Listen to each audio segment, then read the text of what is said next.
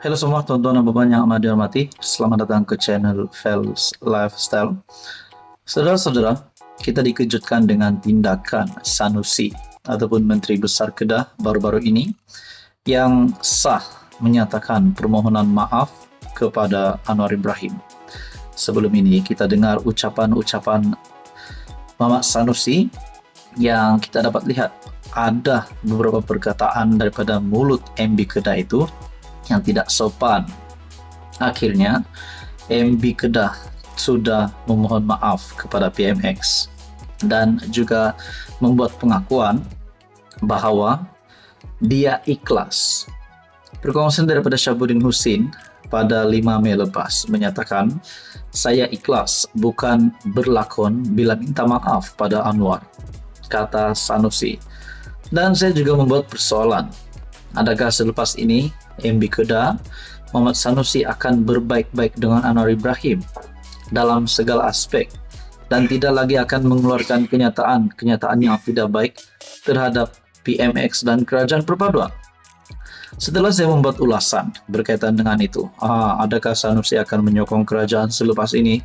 Adakah Sanusi mungkin akan masuk Pakatan Harapan pada masa akan datang? Sebab kita tahu di dalam politik semuanya boleh berlaku.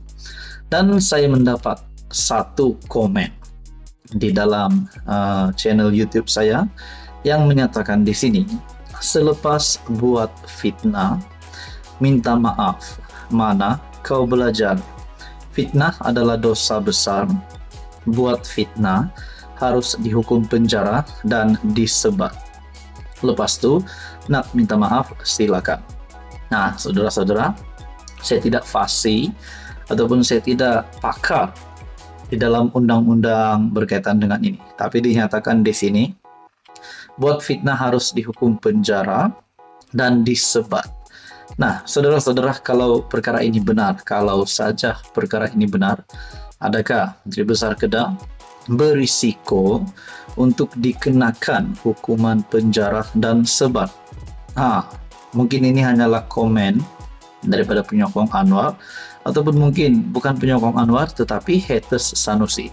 Nah, kita harap semuanya akan baik-baik saja. Tetapi yang kita tahu, Muhammad Sanusi sudah menyatakan permohonan maafnya kepada PMX dan beliau bukan berlakon bila minta maaf pada Anwar. MB Kedah Datuk Seri Muhammad Sanusi memaklumkan beliau ikhlas ketika memohon maaf di hadapan Perdana Menteri Datuk Seri Anwar Ibrahim. Nah, saudara-saudara, apa komen Anda? Ini pasti satu tindakan Sanusi yang mengejutkan kepemimpinan pembangkang. Sekian saja, teruskan bersama di dalam channel ini untuk info yang seterusnya. Halo semua, salam sejahtera Malaysia. Selamat datang ke channel Fels Lifestyle. Untuk Anda membuat amat dihormati. Terima kasih kerana masih bersama di dalam channel ini. Kita dikejutkan dengan satu kenyataan daripada Fahmi Fadzil yang pasti menggemparkan Perikatan Nasional. Dikongsikan melalui artikel daripada Malaysia Kini.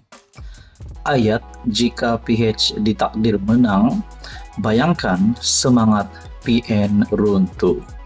Ini sudah pasti berkaitan dengan pilihan raya kecil Kuala Kubu Baharu. Ayat, jika ditakdirkan PH menang, seolah-olah membayangkan moral dan semangat PN telah runtuh, kata Ketua Penerangan PKR Fahmi Fadzil. Fahmi yang juga Menteri Komunikasi berkata, ayat berkenaan juga seolah-olah membayangkan bahawa PN sedia mengaku kalah pada PRK DUN Kuala Kubu Baharu. Ada perkara yang agak menarik. Saya membaca laporan media daripada Setiausaha Agung PAS Datuk Seri Taqiyuddin Hassan dan kenyataan beliau jika ditakdirkan Pakatan Harapan menang.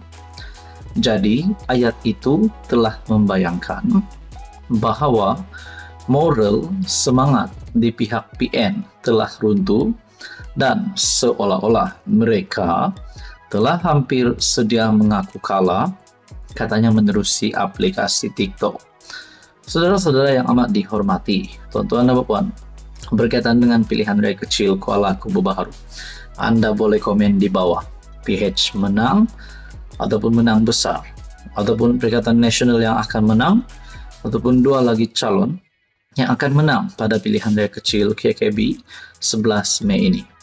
Nah, di dalam artikel ini berkongsi, media melaporkan Taqiyuddin mendakwa bahawa kerajaan menyalahgunakan aset untuk berkempen pada pilihan raya kecil Kuala Kubu Baharu, dan PN akan memfailkan petisyen di Mahkamah Pilihan Raya sekiranya PH menang pada PRK berkenaan. PRK itu menyaksikan pertandingan 4 penjuru melibatkan calon PH ataupun calon kerajaan perpaduan Pang Sok Tau dan calon daripada Perikatan Nasional Khairul Azhari South, Hafiza Zainuddin daripada Parti Rakyat Malaysia, dan Nyau Keshin Parti Bebas. Ia diadakan susulan kematian penyandangnya Lee Ki Hyong 58 akibat kanser pada 21 Mac lepas. Nah, saudara-saudara yang amat dihormati, berkaitan dengan pilihan raya kecil Kuala Kubu Baharu yang akan diadakan pada 11 Mei ini, menurut anda siapa yang akan menang? Kalau calon daripada Kerajaan Perpaduan ataupun Pakatan Harapan DAP akan menang, sudah pasti kejutan buruk untuk musuh politik Anwar Ibrahim. Nah, apa komen anda? Sekian saja. Teruskan bersama di dalam channel ini untuk info yang seterusnya. Halo semua, salam sejahtera Malaysia. Selamat datang ke channel Fels Lifestyle. Tuan-tuan dan puan yang amat dihormati, hari ini kita akan bercakap tentang status Muhyiddin Yassin. Seperti yang kita tahu, Muhyiddin Yassin ataupun pengerusi Perikatan Nasional merangkap Presiden Bersatu dan juga ahli Parlimen Pago. Kepimpinan politik daripada pembangkang itu yang juga bekas Perdana Menteri umum mengetahui memang terlibat dengan kes yang sedang disiasat pada masa ini berkaitan dengan rasuah.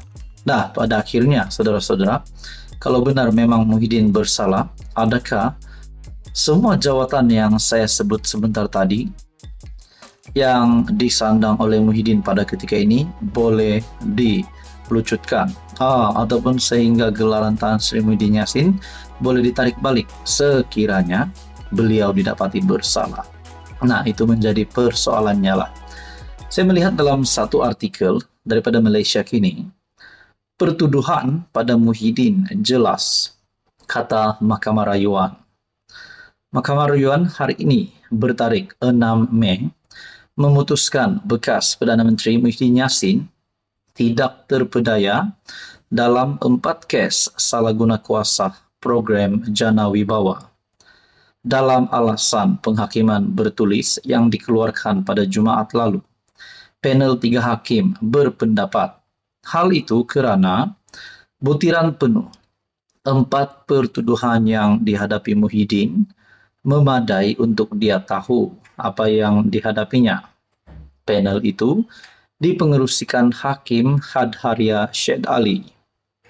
Pada 28 Februari lalu, Mahkamah Rayuan membatalkan keputusan Mahkamah Tinggi Kuala Lumpur melepas dan membebaskan bekas Perdana Menteri itu. Mahkamah Rayuan juga mengembalikan 4 pertuduhan salah guna kuasa ke atas ahli Parlimen Pagoh berkenaan. Dalam penghakiman bertulis, Hadharia berkata, pada pendapat mereka, butiran dalam setiap 4 pertuduhan ke atas Muhyiddin memadai untuk memberi notis kepada responden mengenai perkara didakwa. Responden tidak terkeliru dalam apa cara sekalipun hanya kerana kekurangan butiran. Oleh itu, tiada keperluan bagi pihak pendakwaan untuk menetapkan cara atau memberikan butiran lanjut tentang bagaimana kesalahan yang didakwa dilakukan. Ahli Parlimen Pagoh juga masih menghadapi 3 pertuduhan berkaitan pengubahan wang haram yang belum selesai di Mahkamah Session Kuala Lumpur.